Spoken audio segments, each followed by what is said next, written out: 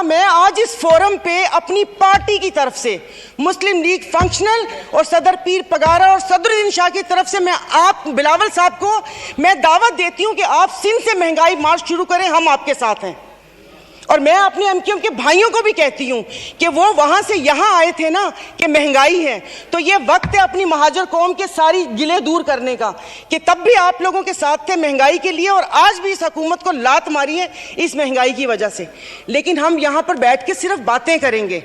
यहां पर मेरी कुछ मेंबरान से बात हुई है, नाम नहीं लूंगी मैं। एक से मैंने कहा कि कल तुम डेस्क तो ना बजाते, सुन ली थी तकरीर, कहता गरीब पैदा क्यों होता है, गरीब का कसूर है। इधर किसी ने मुझे बोला कि मुसलमान को सब्र और शुक्र का दर्स दिया गया है, सब्र शुक्र करें, पूरी दुनिया में महंगाई है। मैं टिम हॉर्टन्स और क्या कहते हैं पीएसएल का मैच देखने वाले और कराची दो दरिया में खाने वालों की बात नहीं कर रही, मैं उसकी बात कर रही हूँ जिसके 5-5 बच्चे और एक बाइक है। वो पेट्रोल भरवाएगा, दवाई लेगा या क्या करेगा। इन्होंने यहाँ पर वो कहते हैं कि शहद में घोल घोल के यहाँ पर सारा ये बजट बता दिया। मैं वैसे लिखा हुआ पढ़ नहीं सकती इसलिए कि उसमें जज्बात नहीं होते, वो रीडिंग होती है। जैसे कल परसों ये वजीर खजाना साका साहब ने आके बिना जज्बात के यहाँ पर आकर कागज पढ़ के और ये जा और वो जा दूसरे के ऊपर, और पीछे यहाँ पर बैठे हुए सारे पीछे डेस्क पे जा रहे थे कि उसने वो कर दिया, क्योंकि इनकी तो दुकान चल रही है। मैं उस दिन नहीं थी, मैं उनको खराजे तहसीन पेश करती हूँ मुफ्ती अब्दुल शकूर को कि जिन्होंने एटलीस्ट इन 2 वजारतों के कपड़े उतार कर हम लोगों को दिखाए। ये ऐसे नहीं होगा। मुझे बताएं कि वो अवाम ही नहीं रहेंगी तो आप लोग हुकूमत किस पे करेंगे। और बिजली की बात कर रहे हैं तो आप मुझे बताएं कि आईपीपीस के मुआहदे किसने किए थे। आईपीपीस के मुआहदे तो इन्होंने किए। स्पीकर साहब आपकी तवज्जो चाहूंगी। और कल उन्होंने कहा कि हुकूमत जैसे ही संभलने वाली थी तो सैलाब आ गया। तो जनाब स्पीकर मुझे माफ कर दीजिए, जिस वक्त सैलाब आया तो उस वक्त तो हम अपनी जिंदा दिली का सबूत दे रहे थे। 75 करोड़ आवाम के खून पसीने और टैक्स की कमाई से हम यहाँ पर तकरीबात कर रहे थे। और मजे की बात है, प्लीज मतलब मैं बहुत आराम से बात कर रही हूँ, कोई तंज नहीं करूंगी, कि अभी आइन की तकरीबात का आगाज हुआ है। क्या आइन के आर्टिकल 3 आई थिंक 27 या 35, 36 आगे, क्या उस पर यह रियासत पूरा उतरती है? क्या हमारी जानो माल की हिफाजत है यहाँ पर? हमें बुनियादी सहूलतें मुयस्सर हैं यहाँ पर? मतलब हम लोग इतने नाक के पक्के हैं कि उस पर वो करके आइन की बात कर रहे हैं। और ये हालात इस नहद तक ना पहुंचाएं कि हम अपनी बड़ों की कुर्बानियों को बेफजूल समझें, क्योंकि गोरे से तो लेके रहेंगे पाकिस्तान, ये नारे लगाकर हमने आज़ादी तो ले ली, अब मैं किससे आज़ादी मांगूं? क्या गोश्त खाने के लिए हमने आज़ादी मांगी थी कि खुला गोश्त यहाँ पर खाने को मिल जाए? उसके अलावा तो कुछ भी नहीं है। और मुझे माफ़ कर दीजिएगा कि उस कश्मीर वाले दिन में यहाँ पर ना वज़ीर आज़म थे, ना वज़ीर ख़ारजा थे, ना दिफा मिनिस्टर थे, और ये यहाँ पर कश्मीर का वो हो रहा था। और जो मोदी की कहानी सुना रहे थे, मुझे तो एक सेकंड के लिए, मैं तो उस वक्त आई थी, मैं समझी कि आप शायद यहाँ के हालात सुना रहे हैं। मुल्क को पता नहीं आप लोगों ने कहाँ से कहाँ पहुँचा दिया। टैक्सीज की बात करें, जैसे अभी मेरे भाई ने बोला कि रमज़ान आने वाला है, मशरूबात पर, अरे मीठे मशरूबात पर क्यों टैक्स लगा रहे हैं? कड़वे मशरूब को लीगल करके उसके ऊपर टैक्स लगाए ताकि रेवेन्यू भी मिले पाकिस्तान को। मीठे मशरूबात, एक गरीब रोज़ा रख के एक उसकी ख्वाहिश होती है रूह अफ़ज़ा पीने की या वो करके, और उन्होंने कहा बाकी चीज़ों पे टैक्स नहीं लगा। मुर्गी गोश्त महंगा नहीं हुआ, वो अल्हम्दुलिल्लाह हमारे पाकिस्तानी खुद ही महंगा कर लेंगे। जनाब स्पीकर, अभी वज़ीर आज़म साहब ने कहा था कि ये जो थर्ड कोल है ये गेम चेंजर होगा, उसके ऊपर तो टैक्स लगा दिया, वो क्या गेम चेंजर होगा? और नहीं, उसको हलाल कर दे, मीठा तो गरीब पीते हैं, आप लोगों को उसको लीगल करके उसके ऊपर टैक्स लगा देना चाहिए। तो जनाब स्पीकर, ये सब बैठ के इसके मसले को, मेरी बात सुनिए मोहतरमा, मैं एक तवज्जो आपकी दिलाना चाहता हूँ कि सेनेट की तरफ से फाइनेंस सप्लीमेंट्री बिल पर सिफारिशात मौसूल हो चुकी हैं, जिनकी कापियाँ आपको मुहैया कर दी गई हैं, लिहाजा आप उन पर भी बहस करना चाहें तो कर सकती हैं। सर, अभी कौन सी कॉपियाँ? और आज हालात तो यहाँ पर है कि आज पावर की मीटिंग है और रात को 90 सफ़ों का एक पम्फलेट आ गया था, मैं 90 सफ़े रात को बैठ के पढ़ती और ये यहाँ पर आके करती। जनाब स्पीकर, ये ऐसी बात करते हैं यहाँ पर। अब मैं सायरा बानो नाम है, एक्टिंग भी बहुत अच्छी करती हूँ। इन सब की आवाज के साथ इनको इनका कोरम याद दिलाऊंगी। जो यहाँ पर 5 दिन लगातार आप करो तो हलाल, अपनी तकरीर जारी रखिए। आप अपनी तकरीर तो ये यहाँ पर जनाब स्पीकर इनको no cross talk please. Honourable मेंबरान एक दूसरे से क्रॉस टॉक नहीं कर सकते किसी सूरत फर्क में। नहीं पड़ता ना, दिल दुखा हुआ हो तो तब ना।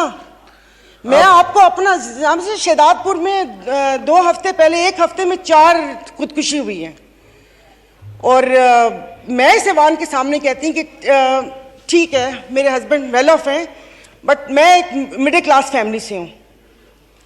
मेरे भाई ने परसों मुझे मैसेज किया और उसने बोला कि दुआ करो कि मैं मर जाऊं।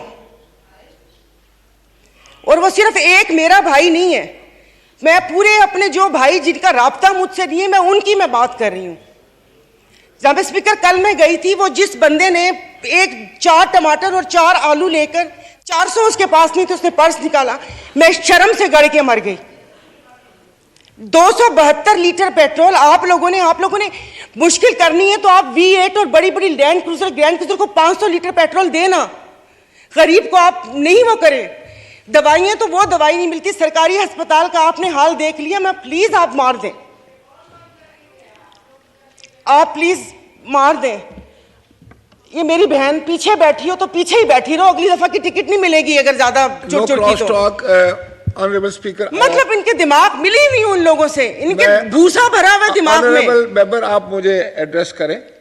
और नहीं सर, ये ऐसे बोलती कोई काम है नहीं, पार्टी में कोई पूछता है नहीं, और यहाँ पर आके सिर्फ ये 4 अल्फाज बोल के और उसको वो कोशिश करती है कि हमने भी उंगली कटवा के शहीदों में नाम लिखवाया है। मतलब ये कौन लोग हैं? आप जारी रखें। तो आप मुझे बताइए, अशराफिया तो चली जाएगी यहाँ से, तो हम बदमाशिया को मार देना कि इस मुश्किल हालात में भी जीने की ख्वाहिश रखते हैं, ये बदमाशी नहीं है तो और क्या है? इज्जतें नीलाम हो। अभी तो पहले किसी ने मुझे कहा कि आगे क्या होगा, बच्चे तो बिकते थे, इज्जतें भी नीलाम होती थी। आई एम सॉरी, भले आप एक्सपेंस कर दीजिएगा अल्फाज, पहले ढके छुपे होती थे, अब खुलेआम होंगी। और मैं इज्जत नहीं बोलूंगी, जिस्म फरोशी बोलूंगी, क्योंकि अगर इज्जतें बिक रही होती तो सब खरीद लेते, फिर बिल लाने की जरूरत ना पड़ती कि इज्जत दो हमें। सब यहां पर बैठे हुए इज्जतें खरीद लेते अगर इज्जत बिक रही होती। तो आप मुझे बताएं कि कोई लाए अमल दे दें कि अगले 5 साल तक ये मुश्किल हालात बर्दाश्त कर लो, या 10 साल तक बर्दाश्त कर लो, तो फिर भी तसल्ली हो कि ठीक है मैं नहीं रही तो ठीक है मेरे बच्चे उसमें रहेंगे। सर, आपने तो बच्चों से जीने का हक छीन लिया इन लोगों ने। 20,000 वाला क्या करेगा? और इंसाफ की आप बात करते हैं, मैं तो अदालतों वाली इंसाफ या उस चीज़ की अभी वहाँ तक तो मैं गई नहीं। आप ये चीज़ों को देख लें, यानी कि मेरी अगर आमदन 10 लाख रुपए महीना आता है, मैं भी वही मुर्गी खरीद रही हूँ 800 रुपये किलो, और मेरा ड्राइवर बच्चल जिसकी 30,000 रुपये तनख्वाह है वो भी 800 खरीद रहे हैं। वो दूध 200 रुपये किलो मैं भी ले रही हूँ, 200 किलो वो भी ले रहे हैं। मैं घर में अब ग्रोसरी नहीं लाती इसलिए कि मुझे शर्म आती है कि वो ड्राइवर बावर्ची उठाएगा तो उसके दिल में क्या होगा कि ये थैले भरे आ रहे हैं और उसके घर में खाने को है या नहीं है। 2-2 किलो की चीज़ मंगवा लेती हूँ कि जाओ बेटा सामने से लेकर आ जाओ।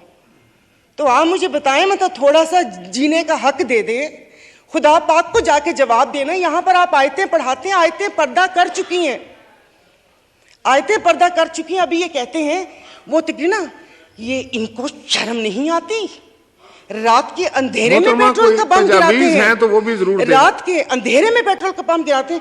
मुझे तो समझ नहीं आ रही थी, चश्मा नहीं था, मैंने कहा ये क्या हो गया, शायद मैं रात को रोई हूँ, अल्लाह पाक ने मेरी दुआ सुन ली। पता चला वो पिछले थे मैसेजेस ना, जब वो यहाँ पर बैठा करते थे। अब सब कुछ जायज़ है, सब कुछ हलाल है। यहाँ पर बहुत तुर्की हमारे भाई हैं, और शुक्र अल्हम्दुलिल्लाह शाम का नाम भी लिया, क्योंकि पहले 1 हफ्ता तो उस बेचारे का नाम ही नहीं था। फिर जब इंटरनेशनल मीडिया ने डालना शुरू किया तो हमने भी शाम बोलना शुरू कर दिया। हमारे भाई हैं, हमारे मुश्किल वक्त में खड़े होते हैं, दिलो जान से मदद करनी चाहिए। वहाँ पर जाने के लिए उतावले थे, कभी कहाँ तबाही आई हुई, उस दिन कोई पहुँचता है, उस दिन कोई पहुँचता जाए तो तब कि आप अपनी वेल्थ में से, जैसे ये भाई ने बोला कि हम लोगों से तो ले ली तनख्वाह, अवाम से भी वो दे दिया, अवाम के पास है जो अवाम डोनेशन देगी, वहाँ पर अल्लाह पाक उनकी मदद करेगा। और वो रियासत माँ जैसी है, उनके हुक्मरान हमारे जैसे नहीं हैं। उनके लिए वो खड़े हैं। दबी हुए अवाम के लिए हम इज़ारे यकजहती के लिए बेचैन हो रहे हैं, लेकिन यहाँ पर जो मरी हुई फाकों से अवाम है उसके लिए कोई दिल में दर्द नहीं है। तो अभी ये आइन की तकरीबात के लिए कितने पैसे वो हुए, इन्होंने अभी बोला कि हम तनख्वाह नहीं ले रहे। 1,80,000 से क्या होता है, वो तो वैसे ही एक वक्त का खाना है, खाना पीना। तो लेकिन बाकी जो चीज़ें हैं वो, ये जो गाड़ियाँ, ये फ्यूल कार्ड, इनकी ताम झाम, इन सब पे कितना पैसा खर्च होता है। देखो, खुदा का खौफ कर ले, मेरे पास कोई अल्फाज नहीं है, ये सारा कुछ मैंने लिखा था लेकिन ये बेफजूल है। मैं किसको इशारियत सुनाऊंगी कि 13 पॉइंट ये हुआ, मोडीज़ की रेटिंग ये है, वो ट्रांसपेरेंसी ने ये बोला वो बोला। हम में से तो किसी को भी ज़रूरत नहीं है, सब अल्हम्दुलिल्लाह खाते पीते घरानों से हैं, सब अल्हम्दुलिल्लाह खाते पीते घरानों से, लेकिन किसी और का तो सोच लें। तो ये यहाँ पर प्लीज़, मतलब अब तकरीबन साल होने वाला है, आप भी कहते रहे, लेकिन यहाँ पर आने की तौफीक नहीं हुई। मैं कुछ लोगों का, आप लोगों को दिलचस्पी होगी, आप यकीन नहीं करें, मुझे इस ऑडियो लीक से पीटीआई क्या कर रही है क्या नहीं कर रही है मुझे कोई दिलचस्पी नहीं है। सब जाएं भाड़ में, लोग, अवाम मर रही है, आप उसको देखिए।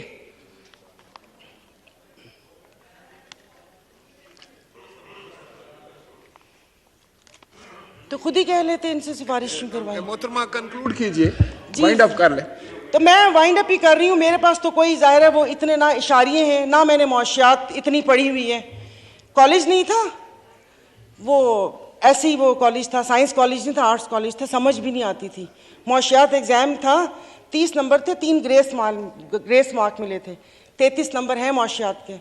और एक ही याद है कि इंसान मौशी जानवर है, लेकिन घर का किचन चलाती हूँ, घरेलू औरत हूँ, तो मुझे पता है कि ये सब, आई एम सॉरी, ये सब बकवास है ये जो बता रहे हैं।